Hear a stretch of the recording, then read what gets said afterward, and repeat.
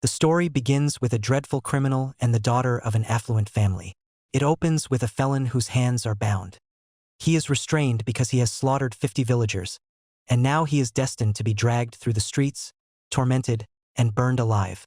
Even after enduring all this, it will not suffice to atone for his atrocities, so he will also be decapitated, and his head cast into the sea. A noblewoman requests permission to speak and declares that she will purchase the criminal. The townsfolk murmur among themselves that a lady from House Gibson has acquired the criminal for an immense sum of money. One woman inquires if it was Lady Anna, but they inform her it was Anna's younger sister, who lost the struggle to become the family's head and will be expelled from the house for this reckless act. The felon's name is Nino, and he asks the lady if her name is Freya and whether she is renowned. She questions if he has never heard of her. He replies that he is from the countryside, has languished in prison for a long time, and knows little of the world, yet he can discern that she is the sort of person who purchases criminals on a whim. He remarks that it is impressive she possesses enough wealth to dine well and reside in a fine home, yet she still remains dissatisfied. Freya tells him she is soon to be relocated to a remote northern territory and desires him to serve as her porter and bodyguard. He is perplexed and demands why she did not employ someone in a conventional manner. He seizes her and smirks, remarking that she is quite an extraordinary noblewoman, and he asks what she truly wants.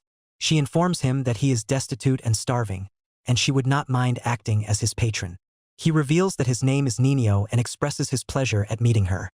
While aboard the train, Nino inquires where they are bound. She responds that their destination is miles. He is irritated that they are journeying far into a frigid land. Freya remains silent, while the other passengers whisper about them. Suddenly, a drunken man stumbles and accidentally spills liquor onto Freya's hair. The drunkard apologizes, and Nino laughs, claiming it suits her. But then a woman collides with him. They exchange glances, and the woman shrieks that he is a murderer and that, having brushed against him, she will be slain by him. She cries out for help. Enraged, Nino seizes the glass bottle, smashes it, and warns her to shut her mouth or he will kill her. Later, in the mansion, Freya notices her wallet has vanished. At night, she awakens to a sound and discovers Nino. He informs her that he borrowed her wallet. She presumes he purchased alcohol, perfume, and cigarettes. Nino tells her that if he had not been with someone so elegantly dressed and illustrious as she, no one would have recognized him. He claims that unlike her, he appears to have a future. Freya then asks if he truly killed people. This infuriates Nino, and he lunges at her, forcing her down and demanding if she doubts him. He declares that she nauseates him. He recounts how he stabbed 50 individuals one by one, gathered them together and set them ablaze. He adds that it was a snowy day, which made the scene appear even more beautiful, and insists it was he who did it. He hurls her aside and warns that if she ever compels him to say this again, he will kill her as well. Before departing, he tells her that her vacant expression is revolting and slams the door shut at the train station. Freya informs Nino she is going to purchase lunch since there is still time before the train departs, and she asks him to guard her baggage. He remarks that she still places faith in him, even though he might escape or sell it off. A woman cries that her purse has been stolen and pleads for assistance. Nino kicks the thief, subdues him, and returns the woman's purse. But upon glimpsing his triangular tattoos, she exclaims that he is a murderer. The crowd begins murmuring about him. He fumes that these tattoos have been exposed in the daylight. He sits down and Freya hands him warm garments, reminding him that it will be cold from now on the train. Freya tells Nino she is going to the restroom. The passengers murmur vile things about her and compare her unfavorably to her sister. Freya exits the restroom, but the drunkard suddenly strikes her, shouting that she is to blame for his dismissal. She manages to escape the drunkard and returns to her seat. Nino observes her and asks what happened to her face, but she insists it is nothing at the next station. Freya feels delighted to see that there is nothing in the surroundings except snow. Nino gazes at her and asks why she purchased someone like him. She inquires if there is any reason besides taking revenge on the people who cast her out. She wonders aloud if she succeeded in disgracing the family name. He smiles and tells her that everything she does amounts to a waste of time. She once believed that by releasing a wicked monster, the world would descend into further chaos, yet it proved to be a great disappointment. She declares that if only there were someone who would abolish the rules and morals of the world and either kill her or kill for her, then she would finally be redeemed. She laments that nothing has changed, and since Nino is genuine, her heart can no longer be stirred, But when she sees him wounded or enraged, it eases her spirit. She tells him that even if she has nothing left, he was a worthwhile final purchase. She begins walking and informs him that from now on, they will travel on foot. Nino trails after her, but after some time he collapses onto the ground.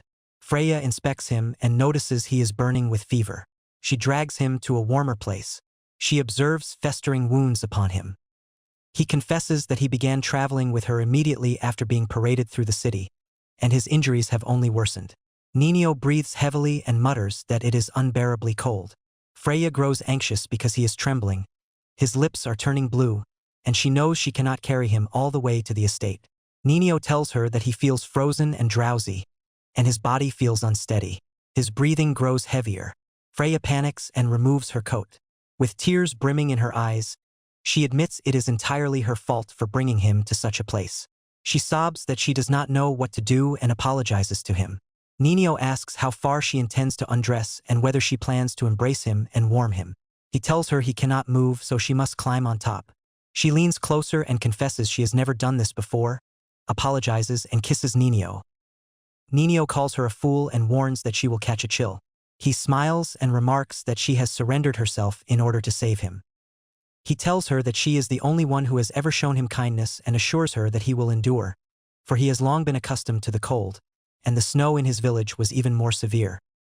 He recalls that he was a delinquent, idling in a nearby town all winter, and when he returned home, he found the villagers close to death from a plague.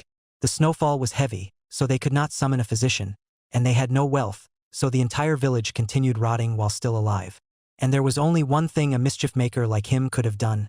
He granted them release by killing them. He assures her once more that he is fine, and even if fortune allowed him to be purchased by her, he survived yesterday and today, and he will survive tomorrow as well, and she too will endure.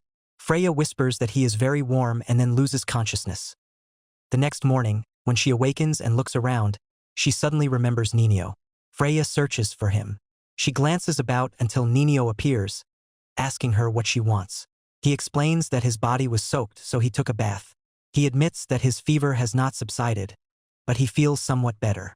Freya suddenly embraces him and says she believed he had vanished. He reassures her that he will not go anywhere. Nino tells her to return to bed because he is fatigued.